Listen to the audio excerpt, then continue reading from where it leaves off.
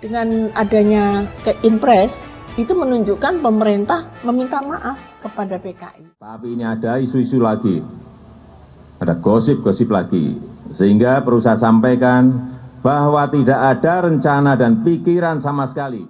Presiden menyatakan bahwa menyesal telah terjadi itu. Kenapa?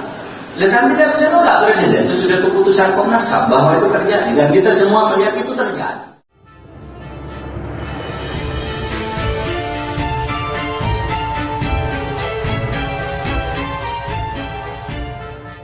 Assalamualaikum warahmatullahi wabarakatuh. Salam sejahtera untuk kita semua, salam budaya. Sahabat-sahabat tercinta sebangsa dan setanah air yang sangat saya hormati, anak-anak dari pahlawan revolusi Jenderal Anumerta Ahmad Yani menggugat kepres yang diteken oleh Presiden Jokowi.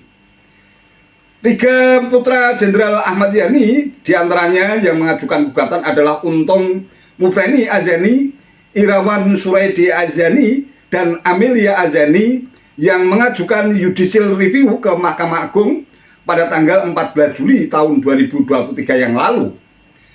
Gugatan diajukan para anak pahlawan revolusi karena mereka menilai Inpres nomor 2 tahun 2023, Kepres nomor 17 tahun 2022, dan Kepres nomor 4 tahun 2023 yang dikeluarkan Presiden Jokowi dinilai sangat tidak adil terhadap keluarganya sebagai Jenderal Pahlawan Revolusi.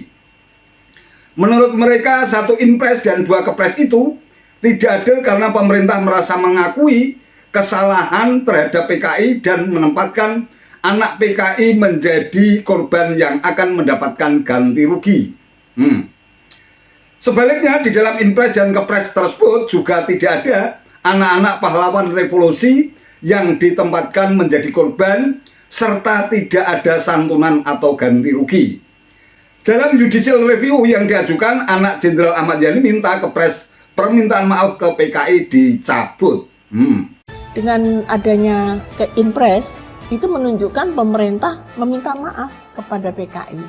Jadi yang salah itu bukan PKI, tapi yang salah itu TNI, dan pengorbanan ini nggak ada artinya gitu loh, sepertinya. Itu yang membuat anak-anak dari pahlawan revolusi Jenderal Anumerta Ahmad Yani menggugat kepres yang diteken oleh Presiden Joko Widodo. 3 anak Jenderal Ahmad Yani, yakni Untung Mufreni Ayani, Irawan Suraidi Ayani, dan Amelia Ayani, mengajukan judicial review ke Mahkamah Agung MA pada 14 Juli 2023 lalu. Gugatan diajukan para anak pahlawan revolusi karena mereka menilai Inpres nomor 2 tahun 2023, Kepres nomor 17 tahun 2022, dan Kepres nomor 4 tahun 2023 Presiden Joko Widodo sangat tidak adil terhadap keluarganya sebagai Jenderal Pahlawan Revolusi. 1 Inpres dan 2 Kepres itu dinilainya tidak adil karena pemerintah merasa mengakui kesalahan terhadap PKI dan menempatkan anak PKI menjadi korban yang akan mendapat ganti rugi. Sebaliknya, di dalam Inpres dan Kepres itu juga tidak ada anak-anak pahlawan revolusi yang ditempatkan jadi korban serta tidak ada santunan atau ganti rugi. Dalam judicial review yang diajukan, anak Jenderal Ahmad Yani minta Kepres permintaan maaf ke PKI dicabut. Yang kedua, ini tentang permintaan maaf terhadap PKI. Tahun yang lalu sebetulnya sudah saya sampaikan, tapi ini ada isu-isu lagi, ada gosip-gosip lagi, sehingga perlu saya sampaikan bahwa tidak ada rencana dan pikiran sama sekali saya akan minta maaf kepada PKI. Nggak ada. Yang dikatakan oleh Komnas HAM ini, 1, peristiwa 6566, bukan peristiwa PKI. Peristiwa 6566. Karena urusan peristiwa PKI itu sudah di KPPR. 6566 itu korbannya banyak. Kiai saja nama Kiai Jufri itu menjadi korban. Sedang ceramah itu dibunuh. Nah yang begitu itu keluarganya masih banyak.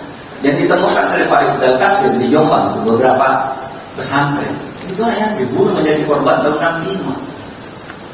Nah itu korban. Itu yang kita ini sudah katakan menunjukkan mereka ini. Coba lihat nih, yang diperhatikan ini Maaf ya, kan Islam semua nih. Coba itu ada di Aceh, Dukun Santet, itu kan kiai-kiai 86 kiai itu dibunuh di situ. Kemudian ada peristiwa Simpang KKA Aceh, kalau Dukun Santet itu di Banyuwangi. Kemudian Jambu Kepo Aceh, orang Islam semua yang dia nggak ada PKI-nya di sini. Dan nanti bulan Juni akhir Presiden akan melakukan kick-off peluncuran atas pelaksanaan rekomendasi PPH di tahun ini, karena PPH itu saudara ketuanya itu Makarim Wibisono, seorang diplomat ulung lah yang bisa menangani KKN di berbagai negara. Dari tentara juga ada Pak Kiki Sahnatri, dari BEN ada Pak Asna. Ini orang-orang yang keras semua nih, anti PKI semua nih. Nah sekarangnya kalau saya ke daerah Pak, kenapa PKI dimaafkan? Tidak ada. Kenapa Presiden minta maaf ke PKI? Tidak ada. Itu hoax. Presiden tidak pernah meminta maaf kepada PKI. Yang dinyatakan oleh Presiden itu, Presiden mengakui telah terjadi pelanggaran HAM berat dalam 13 kasus. Itu ada tertulis 14 karena wasior dan wamena itu sebenarnya bisa semula jadi satu, sekarang dipisah. Presiden menyatakan bahwa menyesal telah terjadi itu. Kenapa? Kan tidak bisa nolak Presiden, itu sudah keputusan Komnas HAM bahwa itu terjadi dan kita semua melihat itu terjadi. Saya aja yang jauh dari tahun 65 tahu bahwa itu terjadi. Itu terjadi.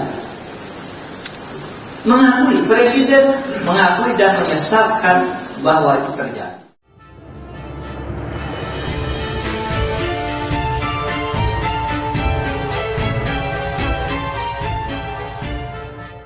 Sahabat-sahabat Trisita sebangsa dan setanah air yang sangat saya hormati, kalau kita simak dengan cermat pernyataan Presiden Jokowi terkait dengan adanya tudingan atau tuduhan bahwa Presiden Jokowi meminta maaf kepada PKI, sebenarnya sama sekali tidak ada pernyataan itu. Bahkan sama sekali tidak ada niat sedikit pun untuk meminta maaf kepada mereka yang nyata-nyata sudah berupaya untuk menggantikan ideologi Pancasila dengan komunisme. Nah, mungkin hal ini sudah menjadi salah satu isu, bahkan mungkin sudah menjadi berita bohong yang dikapitalisasi sedemikian rupa menjelang Pilpres 2024 untuk mendiskreditkan Presiden Jokowi. Kita tahu sendiri bahwa selama ini sudah ada upaya yang dilakukan secara masif, bahkan terstruktur dan terancang dengan rapi, adanya beberapa pihak tertentu yang berusaha untuk memakzulkan atau menyingkirkan Presiden Jokowi dari istana sebelum masa jabatannya habis melalui aksi people power yang pernah dilakukan oleh beberapa pihak sakit hati, beberapa barisan sakit hati pada tanggal 10 Agustus 2023 yang lalu. Nah, celah-celah adanya upaya untuk meminta maaf Presiden Jokowi kepada PKI ini tampaknya memang sudah dikapitalisasi sedemikian rupa untuk menciptakan kesan bahwa Presiden Jokowi selama ini memang sudah pro dengan komunis. Nah, hal yang lebih tegas disampaikan oleh Menko Polhukam Mahfud MD yang dengan tegas menyatakan bahwa masyarakat diminta untuk tidak terprovokasi oleh isu yang menyebutkan bahwa tim penyelesaian non-yudisial pelanggaran hak asasi manusia atau disingkat dengan singkatan PPHAM menghapus pelanggaran HAM berat masa lalu. Menurut Mahfud MD jelas bahwa proses judicial review itu tidak bisa dihapus. Oleh karena itu, perintah undang-undang yang harus diadili dan tidak ada kedaluwarsanya. Ini pernyataan Mahfud MD. Tinggal bagaimana Komnas HAM dan Kejaksaan Agung melengkapi barang bukti kasus pelanggaran HAM berat masa lalu tersebut. Mahfud MD juga menyebutkan bahwa sampai sekarang sudah 38 orang yang dibebaskan. Bukti-buktinya tidak cukup untuk dikatakan sebagai pelanggaran HAM masa lalu. Mahfud juga meminta masyarakat agar tidak terprovokasi isu yang beredar yang menyebutkan bahwa keputusan Presiden nomor 17 tahun 2022 tentang pembentukan PPHAM untuk menghidupkan lagi Partai Komunis Indonesia atau PKI. Menurut Mahfud, objek di penyelesaian non-yudisial pelanggaran HAM atau PPHAM berat ini sesuai dengan rekomendasi Komnas HAM. 4 diantaranya adalah korbannya umat Islam. Lebih lanjut, Mahfud MD menjelaskan bahwa tugas dari tim PPHAM kini dalam tahap finalisasi.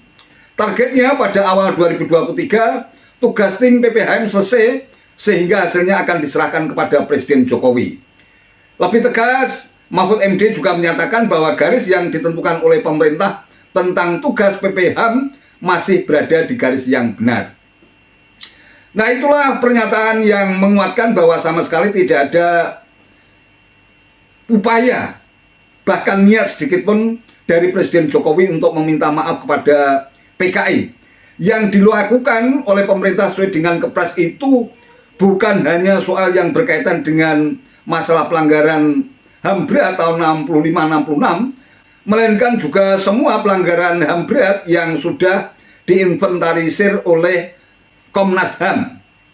Oleh karena itu, kalau selama ini muncul berita-berita miring bahwa pemerintahan Jokowi melalui Kepres nomor 17 tahun 2023 itu ingin meminta maaf dan ingin menghidupkan kembali PKI di negeri ini, sama sekali tidak benar.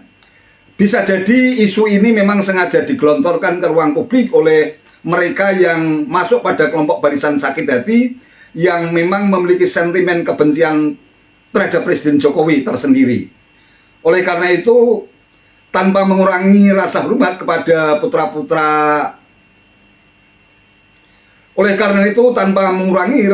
hormat kita semua terhadap putra-putri Jenderal Ahmad Yani yang sudah menjadi korban keganasan PKI, tentu saja kita harus bisa berkompromi dengan situasi masa kini.